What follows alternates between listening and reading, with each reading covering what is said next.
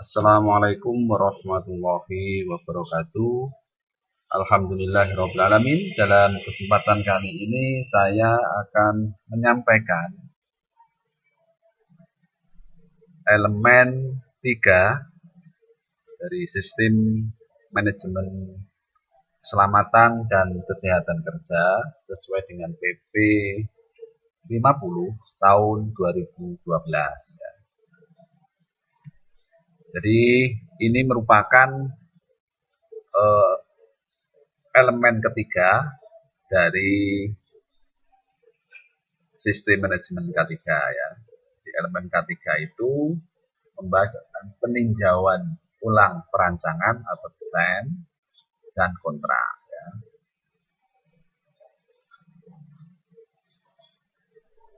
Jadi di PP 50 tahun 2012 itu ada elemen, subelemen dan kriteria ya. Jadi kalau saudara perhatikan di sini ada 12 elemen ya. Mungkin elemen 1, elemen 2 sudah disampaikan kemarin ya. Jadi kalau saudara perhatikan di sini ada elemen, subelemen dan kriteria. Jadi perlu dipahami bahwa PP 50 tahun 2012 itu menggunakan istilah kriteria.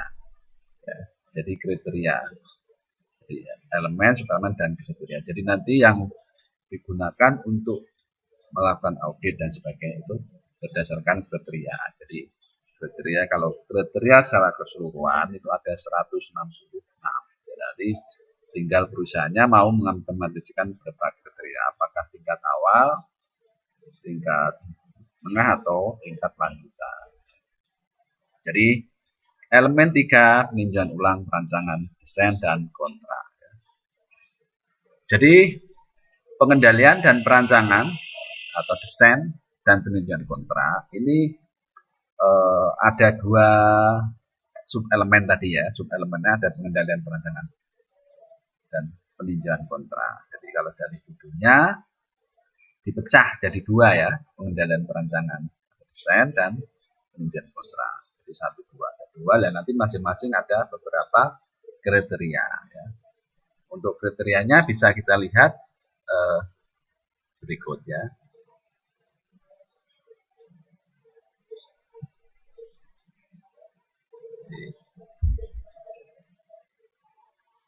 Jadi saya menggunakan checklist audit SMK 3 ya. Jadi mulai dari 3, jadi ini ya, ada awal, transisi dan lanjutan ya.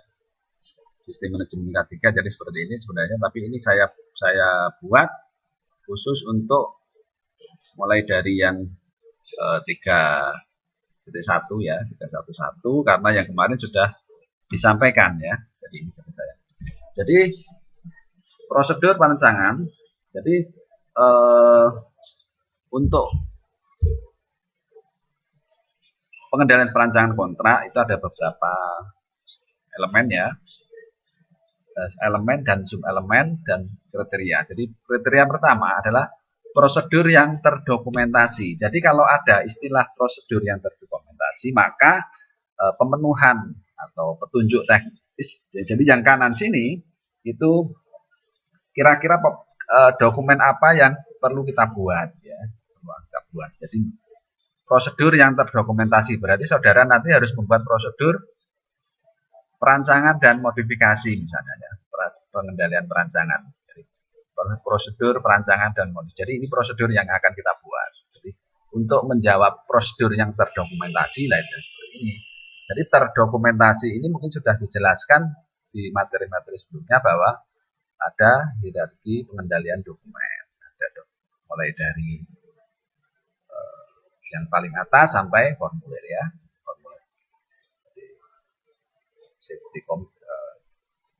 Safety policy, terus manual, prosedur, instruksi kerja, terus formulir ya. Jadi seperti itu. Jadi kalau saudara perhatikan 311 prosedur yang terdokumentasi mempertimbangkan identifikasi potensi bahaya, penilaian dan pengendalian risiko yang dilakukan pada tahap perancangan dan modifikasi. modifikasi. Jadi ketika tahap perancangan dan modifikasi itu harus dilakukan HIRA RC ya. Jadi di sini saudara perhatikan masih menggunakan istilah pengendalian risiko ya, risk control ya, risk control. Jadi kalau istilah risk control itu sebenarnya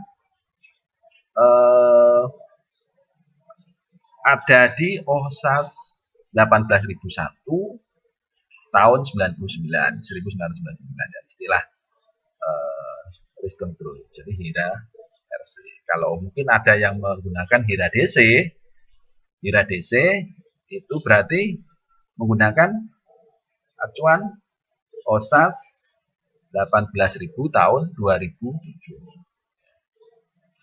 Terus kalau yang terbaru ISO 45001 itu menggunakan opportunity ya. Jadi menggunakan istilah apapun nanti harus diperbolehkan ya. Jadi ini karena esensinya adalah sama ya. Jadi nanti pemenuhan atau penjelasan atau pemenuhan dokumennya terdapat dokumen tertulis berupa prosedur perancangan dan modifikasi yang di dalamnya terdapat identifikasi dan penilaian risiko ya atau MenRisk. Lihat detail prosedurnya bagaimana tahapan manajemen risiko tersebut dimasukkan dalam tahap perancangan. Kalau secara ringkasnya harus buah HIRA RC ya. Karena kita acuannya ini ya, pengendalian risiko. Jadi hazard identification, risk assessment, risk control pada tahap prosedur perancangan. Prosedur perancangan.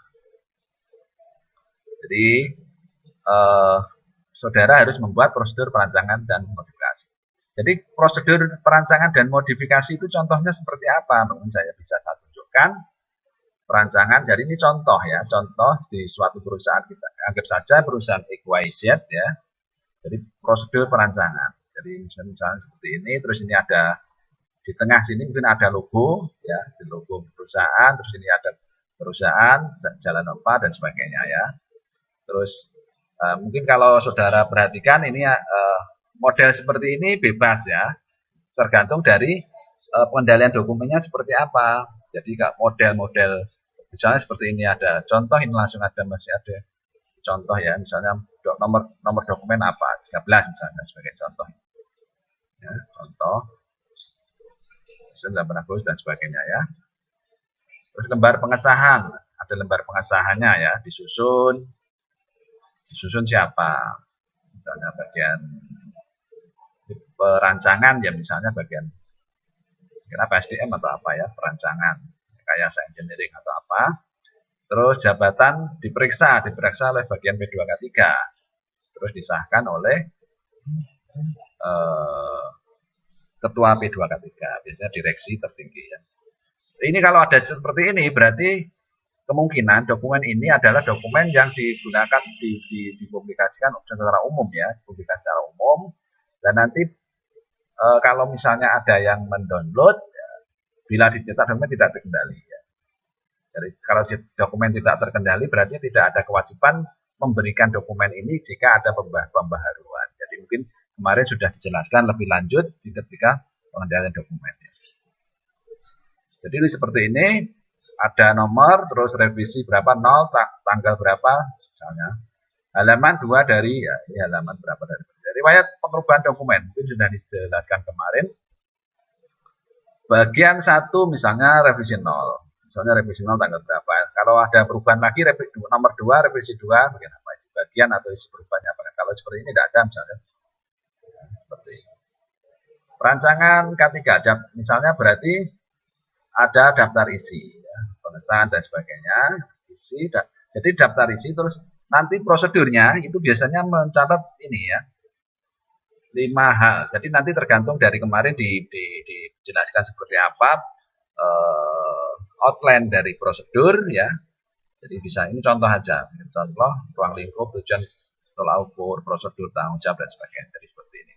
Misalnya ruang lingkup, prosedur mencakup semua kegiatan perancangan atau perubahan ya, layout dan sebagainya. Prosedur untuk memastikan bahwa aspek K3 dipertimbangkan pada kegiatan perancangan atau perancangan ulang dan sebagainya.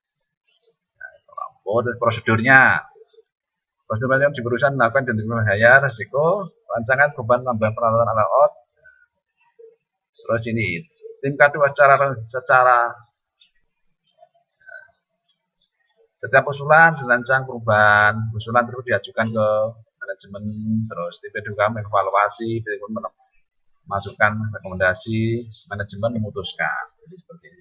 Tim P2K3 merekomendasikan, terus fasilitas peralatan letak dapat melaksanakan yang persyaratan penuhi rancangan valid dan prioritas. Tanggung jawab. Jadi orang melaksanakan apa ya? Jadi siapa melaksanakan apa? Tim P2K3 misalnya tanggung jawab atas pertimbangan aspek K3. Terus unit bisnis tanggung jawab melaksanakan fasilitas layout. Personil P2K3 misalnya mengevaluasi, memverifikasi dan sebagainya ya. Jadi ini contoh. Jadi referensi itu aturannya ya, misalnya referensi ya kalau kita membahas 31 ya berdasarkan kendala rancangan kita masukkan yang pertama dan sebagainya ya. Nah, misalnya menggunakan ISO juga, terus definisi ini bisa dimasukkan di atas tergantung dari kita menggunakan outline seperti apa, catatan lampiran kalau ada ini ya. Jadi seperti itu. Jadi kita balik ke sini, prosedur perancangan dan sebagainya ya. Terus, jadi ini ada warna hitam, warna merah, dan warna biru ya. Jadi kalau awal, jadi yang warna hitam ini merupakan warna awal ya. Jadi audit tingkat awal itu harus ini. Jadi kalau yang merah ini untuk tengah-tengah ya, atau tingkat sedang. Kalau yang biru nanti tidak ya, prosedur. Terus yang ke selanjutnya 312 prosedur instruksi kerja dalam penggunaan produk, peralatan pesawat. Prosedur instruksi kerja dalam penggunaan produk, pengoperasian mesin dan peralatan, instalasi pesawat atau proses serta informasi lainnya berkaitan dengan K3 telah dikembangkan selama perancangan modifikasi. Jadi ketika ada modifikasi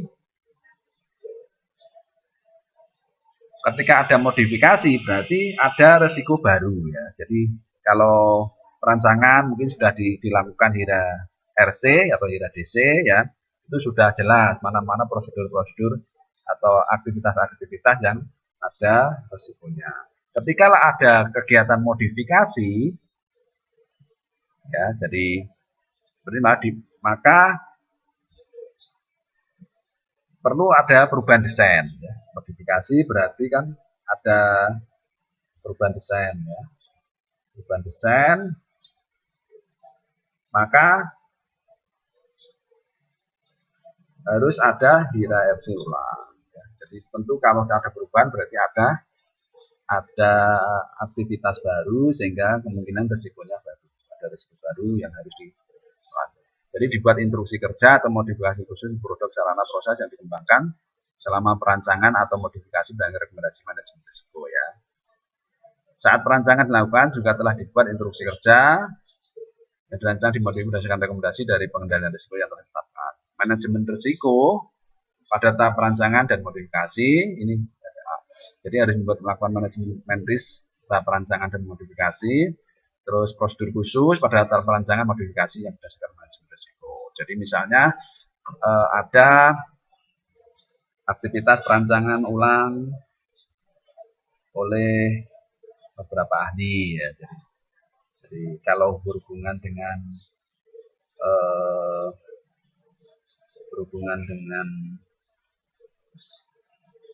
mesin ya ahli mesin dan sebagainya ya. Jadi atau mungkin ada kendaraan atau alat berat. Kadang kan hobi dari masyarakat kita biasanya menggunakan peralatan-peralatan yang masih bisa digunakan, atau gampangannya istilahnya kanibalisme ya. Jadi misalnya alat berat A, alat berat B, ada bagian yang masih bisa digunakan, jadi mungkin yang dikorbankan A ya, nanti supaya bisa jalan, yang B maka menggunakan part dari A. Jadi B-nya bisa jalan dengan menggunakan. Maka itu terjadi modifikasi ya, modifikasi sehingga perlu dilakukan menrisma untuk mesin, peralatan dan sebagainya. Ya. Terus yang ketiga, petugas yang berkompeten melakukan verifikasi bahwa perancangan atau modifikasi memenuhi persyaratan K3 yang ditetapkan sebelum penggunaan hasil rancangan. Jadi harus ada verifikasi, jadi ahlinya. Jadi ahli petugas yang kompeten. Jadi tergantung dari ini saudara, berarti dokumen atau pemenuhan persyaratannya petugas yang kompeten. Petugas yang kompeten itu berbagai macam ya. Jadi ada personel yang tunjuk untuk melakukan verifikasi aspek K3 setelah dipenuhi dalam perancangan. Personel dapat dari internal atau eksternal ya. Tugas kompeten berwenang dalam melaksanakan perancangan verifikasi perancangan, tugas yang melakukan verifikasi aspek K3 dalam melakukan perusahaan. Jadi tergantung dari peralatannya apa. Jadi misalnya peralatan kren dan sebagainya, berarti kan alat angkat dan angkut ya. Maka petugas yang kompeten berarti ahli K3 angkat dan angkut. Jadi K3 angkat angkut itu akan mengetahui bahwa misalnya kekuatannya berapa, kekuatan angkut, maka harus menggunakan peralatan seberapa ton itu bisa mengangkut berapa dan sebagainya ya. Terus misalnya yang berhubungan dengan listrik, maka juga tenaga kompetennya adalah ahli K3 listrik. Demikian juga bahan kimia, pencampuran bahan kimia. Jadi bahan kimia A, B dicampur, atau mungkin bahan kimia penyimpanannya apakah boleh dengan asam dengan basa dan sebagainya ya. Maka yang memverifikasi adalah seorang ahli K3 kimia ya. Terus misalnya nanti ada rekayasa bangunan. Maka ahli K3 konstruksi ya. Ahli K3 konstruksi. Jadi seperti itu. Jadi petugas yang kompeten itu berarti petugas yang ditunjuk oleh Departemen Tenaga Kerja, dia sudah kompeten, berarti ada skill, knowledge, dan attitude-nya bagus, dibuktikan dengan sertifikat keahlian, dapat training dan sebagainya, ya sudah diakui oleh Departemen Tenaga Kerja. Jadi tergantung dari keahliannya apa. Yang verifikasi adalah ahli K3 apa. Jadi seperti itu. Sedangkan yang ke 3T4, semua perubahan dan modifikasi perancangan yang mengaplikasi terhadap K3 diidentifikasi, didokumentasi, ditinjau ulang, dan disetujui oleh petugas yang berwenang sebelum pelaksanaan. Jadi ini istilahnya manajemen objek tadi ya, manajemen objek atau MOC. Jadi perubahan tadi, jadi identik perubahan manajemen objek berdampak pada K3. Jadi ini yang menguatkan 312 ya. Jadi manajemen objek 312, 312 tadi ya. Jadi dibuat bekerja modifikasi, jadi modifikasi objek, manajemen objeknya. Jadi dilihat pada rekaman hasil modifikasi perancangan catatan atau notulensi checklist sesuaikan dengan aspek K3, tindakan koreksi bila ada perubahan, tanda tangan pengesahan rancangan bekerja. Jadi ini sesuai dengan tugas 313 tadi ya. Jadi identifikasi perubahan manajemen yang berdampak K3. Jadi harus ada ini, lihat pada rekaman, jadi rekaman itu hasil dari aktivitas pekerjaan yang ditulis di formulir dan sebagainya ya. Lihat pada rekaman hasil modifikasi perancangan, catatan atau notulensi review perancangan. Apakah ada? Jadi kalau ada ini berarti bisa dipenuhi. Jadi komplit terhadap 314 ya. Checklist kesesuaian dengan aspek K3. Jadi harus ada checklist kesesuaian. Terus tindakan koreksi bila ada perubahan. Tanda pengesahan rancangan sudah sesuai. Jadi itu yang 31.4 ya. Terus peninjauan kontra ya, peninjauan kontra. Ini menginjak ke 32 ya, tinjau kontra. Jadi prosedur yang terdokumentasi ya, berarti kalau ada kata-kata prosedur yang terdokumentasi maka buat prosedur kontra. Contoh ini kok prosedur kontrak pemasok barang dan jasa dalam suatu kontrak. Jadi terdapat prosedur tertulis ini, jadi prosedur yang terdokumentasi harus mampu mengidentifikasi bahaya, menilai risiko K3 bagi tenaga kerja, lingkungan, masyarakat di mana prosedur tersebut digunakan pada saat memasok barang jasa dalam suatu kontrak. Jadi maka untuk memenuhi 321 itu dibuat prosedur kontrak. Prosedur kontrak. Jadi terdapat prosedur tertulis yang mencakup proses identifikasi potensi bahaya, penilaian risiko dilakukan pada kegiatan memasok barang dan jasa dalam suatu kontrak. Bentuk rekaman dapat berupa hasil manajemen risiko pada aktivitas memasok barang serta muatan tentang kegiatan tersebut. Ya, tercakup dalam kontrak pemeriksaan prosedur dengan melakukan formal checklist disediakan. Jadi harus ada HIRA RC ya, ada step pemasok. Jadi pemasoknya memiliki HIRA RC ya. Bentuk rekaman hasil HIRA pada hasil pemasukan barang jasa, ada muatan tentang kegiatan tersebut tercakup dalam kontrak pemeriksaan prosedur. Jadi seperti itu. Jadi tinjauan ulang kontrak itu direview baik mau kontrak maupun kontrak sedang jalan.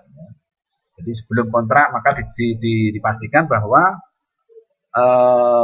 pemenuhan K3 itu dilaksanakan ya. Jadi poin-poin tentang K3 itu dituangkan dalam kontrak ya. Jadi misalnya beberapa statement atau hal yang bisa kita masukkan ke pemasok ya, atau pihak kedua. Kalau pihak pertama misalnya suatu perusahaan, pihak kedua adalah kontraktornya ya. Pihak biasanya unsur K3 bisa dimasukkan itu berbagai macam, misalnya pihak kedua misalnya. Jadi ada klausul yang dimasukkan atau butir-butir kontrak yang dimasukkan selain kontrak umum ya. Jadi yang khusus misalnya pihak kedua wajib mengikuti sistem manajemen K3 sesuai peraturan perundangan. Misalnya seperti itu. Jadi hal-hal apa yang ada di sistem manajemen harus diikuti. Misalnya seperti jadi pertama seperti itu. Yang kedua misalnya pihak kedua bersedia menerima sanksi misalnya, jika terjadi pelanggaran K3. Jika terjadi pelanggaran terhadap aktivitas K3 di perusahaan di mana dia berkontrak ya, maka itu bisa dimasukkan, bisa. Terus misalnya yang ketiga pihak kedua bersedia atau wajib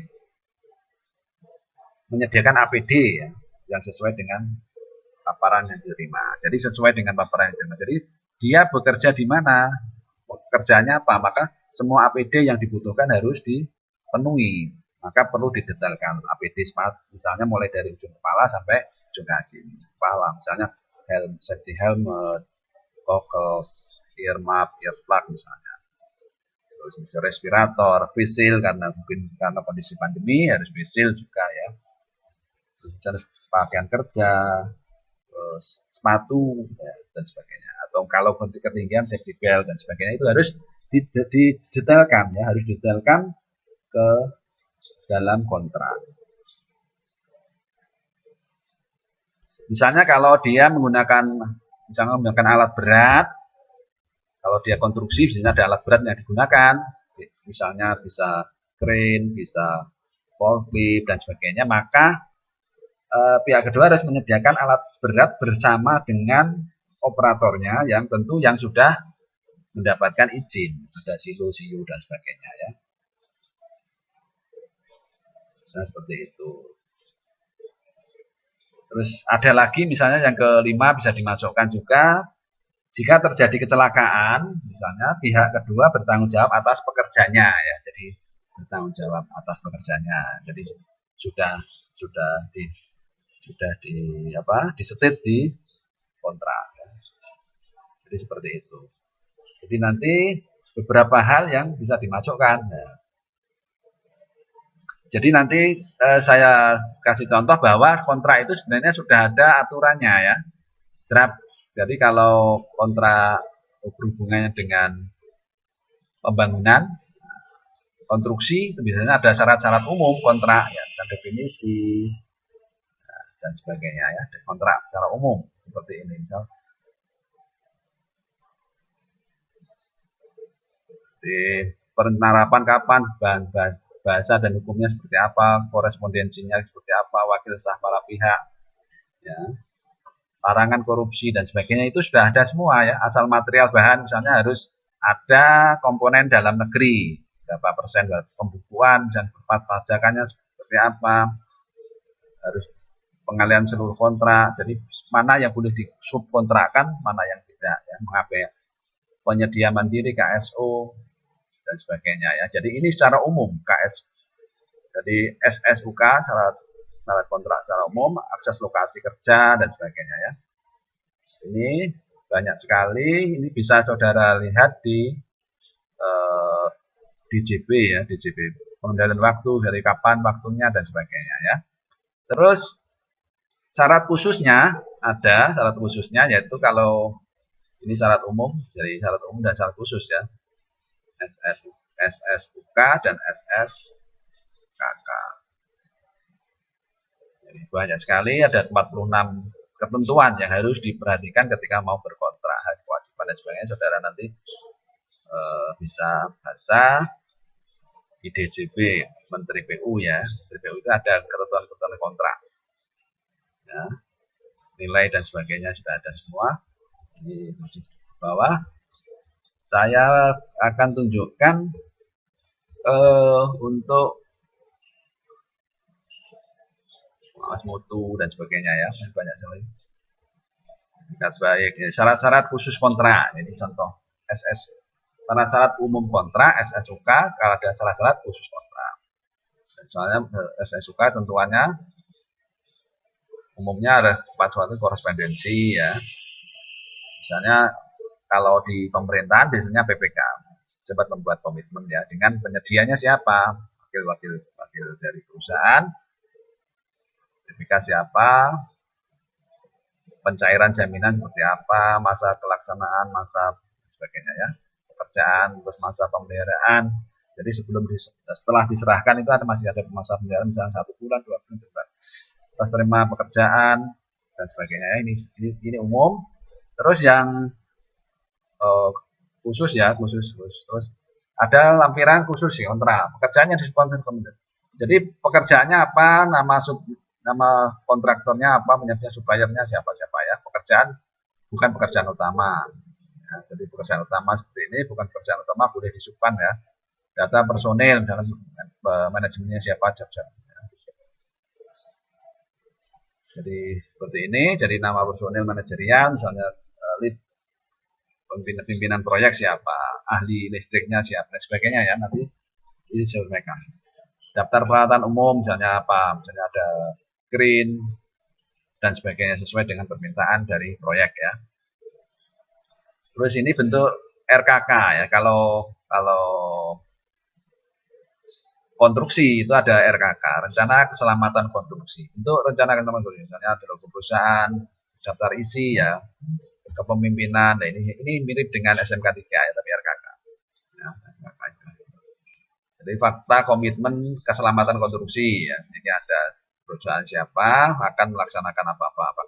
Jadi memenuhi ketentuan K3 yang konstruksi. Nah, ini kan berarti sudah ada ya di kontrak untuk umumnya.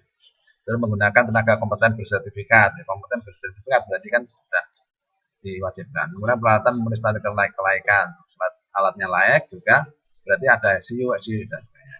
Menggunakan material memenuhi standar mutu. Ini sudah detail sekali, ya. Sudah detail sekali. Faktor komitmen keselamatan konstruksi, ya, ini sudah ada. Jadi komitmen terhadap keselamatan konstruksi sudah ada. Nah, ini jadi saudara JDIH Kementerian PUPR ya, jadi tentang SSUK dan SKK. Nanti saudara bisa lihat. Ini identifikasi fenomena risiko penilaian peluang ya. Jadi ini saudara, ini juga harus dilakukan oleh suatu kontraktor sebelum berkontrak ya. Jadi ketika melakukan kontrak, sebelum kontrak itu sudah memenuhi ini semua ya. Jadi sesuai dengan yang diminta tadi ya.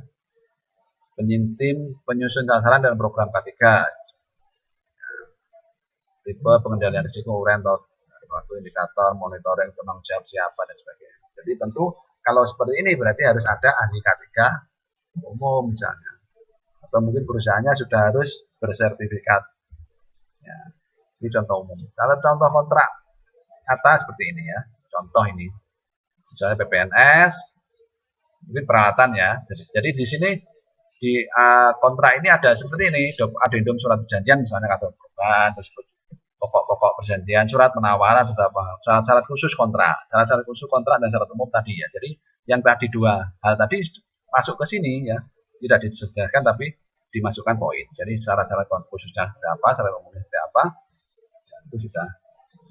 Jadi bukan didetailkan tapi menjadi bagian yang terpisah, dokumen terpisah tapi menjadi satu kesatuan. Ya.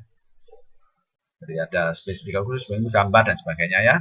Ada yang tanda tangan. Kalau di PPNS menggunakan PPK WD2 ya, atau mungkin WD3 juga tergantung kegiatannya. Terus nama penyedia barang jasa atau konstruksi apa ya.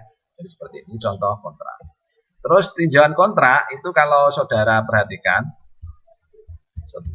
ya, perhatikan seperti ini tinjauan kontrak. Contohnya seperti ini. Tadi kan ada sama ya.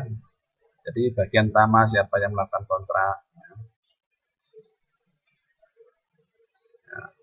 ruang lingkup, prosedur dan sebagainya. Referensi ya, jadi seperti ini ada 32 absen kontrak, maka harus seperti itu. Ya.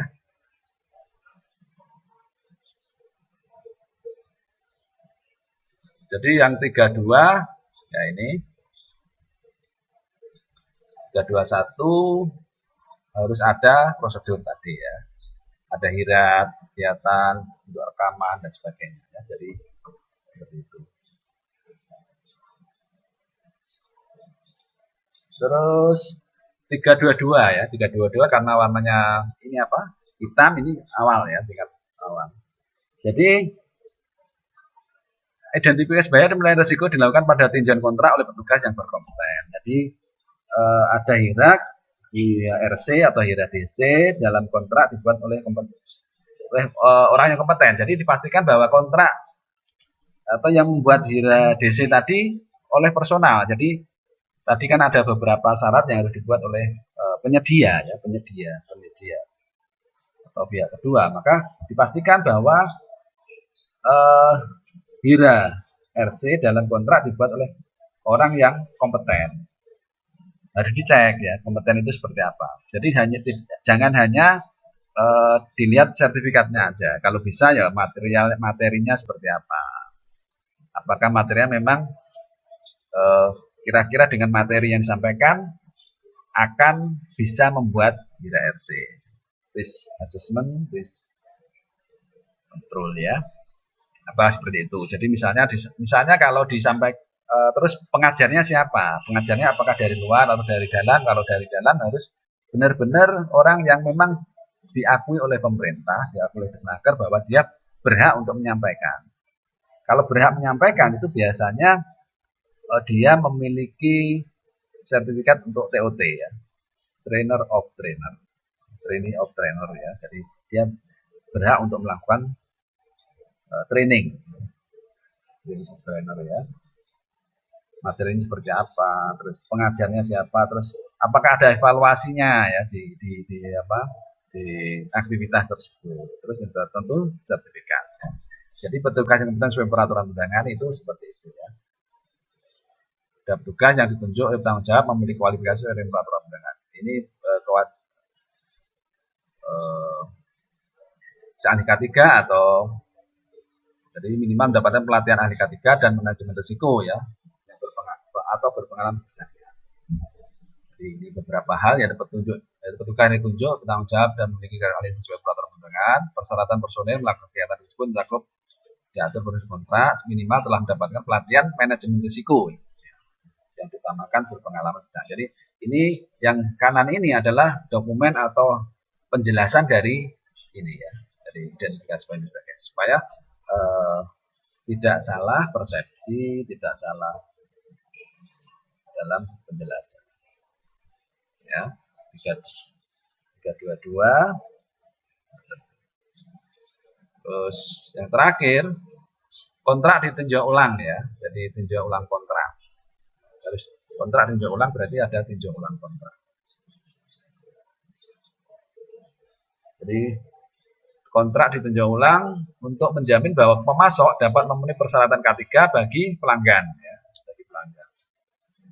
Pelanggan ini tinjau ulang kontrak ini untuk tingkat lanjutan. Jadi yang ingin melakukan audit 166 kriteria ini ya, ini perlu juga ya. Jadi prosedur kontrak memasok barang dan jasa dalam suatu kontrak dalam 221 sudah ada dan ditetapkan, maka kriteria tersebut tentu otomatis akan dipenuhi dan akan terlihat apabila persyaratan K3 dalam. Jadi kalau yang atas tadi sudah ada, maka akan penuhi dan terlihat apakah persyaratan K3 dari pelanggan telah terpenuhi. Rekaman dalam isi kontrak tersebut telah memuat aspek K3 dalamnya secara aspek K3 dalam secara jelas sesuai dengan spesifikasi pekerjaan seperti penyediaan kelengkapan APD, tanggung jawab. Jadi beberapa hal yang kita minta tadi, misalnya poin-poin ada 5 poin tadi misalnya ya. Apakah dipenuhi atau tidak? Kalau misalnya dipenuhi berarti nanti perusahaannya itu bisa lanjut ya, lanjut untuk melaksanakan. Jadi tinjauan ulang kontrak itu bisa ketika proses masih berjalan ya. Bisa di kontrak tengah jalan, diputus tengah jalan, atau mungkin selesai tapi bisa digunakan untuk referensi bahwa dia nanti bisa melakukan kontrak di tempat yang jadi ini ya, rekaman dalam isi kontrak telah memuat aspek K3 dalamnya secara jelas sesuai dengan spesifikasi pekerjaan dan sebagainya. Peninjauan ulang kontrak itu dilakukan secara periodik ya, khususnya apabila akan dilakukan kontrak baru atau akan dilakukan perubahan kontrak. Jadi ini hal yang harus dilakukan tinjauan kontrak ya. Jadi apakah pekerjaannya akan diteruskan atau tidak, atau mungkin kalau dia ingin kontrak, ingin ikut kontrak baru atau ingin mengikuti kontrak lagi, apakah bisa layak diterima atau tidak ya. Jadi seperti itu. Terus yang ketiga, catatan tinjauan kontrak dipelihara dan dokumentasi. Catatan tinjauan kontrak ya. Jadi apakah kontraknya expired atau kontraknya masih jalan? Jadi gini, jadi kalau di pemerintah itu biasanya kan pekerjaan itu harus selesai akhir tahun. Kalau bisa sebelum tanggal 15 misalnya. Atau mentok-mentok ya akhir tahun ya, akhir tahun, karena berdasarkan tahun berjalan ya. Jadi pemerintah itu biasanya Januari sampai Desember. Maka harus selesai pada akhir tahun. Tapi kemungkinan ada kondisi sebenarnya di atas kertas itu selesai ya, diselesaikan misalnya, supaya nanti bisa cair ya, bisa mendapatkan apa yang diinginkan ya. Jadi tapi pekerjaan masih jalan. Jadi kalau kondisi seperti itu, kalau ada kecelakaan dan sebagainya, maka akan berbahaya. Karena perusahaan atau di kontraknya sudah selesai, tapi kenyataannya masih jalan.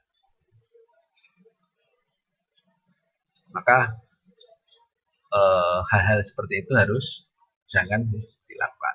Sebagai seorang ahli K3, maka harus benar-benar diperhatikan ya, jangan sampai ada hal seperti itu. Kontraknya expired misalnya, maka kalau kontraknya misalnya kontrak sampai Desember, ternyata pekerjaannya masih sampai 3 bulan lagi, maka harus diperbaiki kontraknya ya, dan addendum supaya nanti kalau ada kejadian-kejadian yang tidak diinginkan tidak ada yang dirugikan. Jadi seperti itu. Jadi tinjauan dokumen Dokumentasi catatan ditinjau ulang kontrak berupa checklist pemenuhan persyarat ketiga dalam suatu kontrak atau oleh petugas yang berwenang. Ya, dokumentasi catatan ditinjau ulang berupa checklist perubahan oleh petugas. Jadi seperti ini catatan tinjauan. Jadi catatan-catatan inilah yang nanti bisa digunakan untuk apakah perusahaan tersebut lanjut atau tidak dan sebagainya ya. Jadi seperti itu.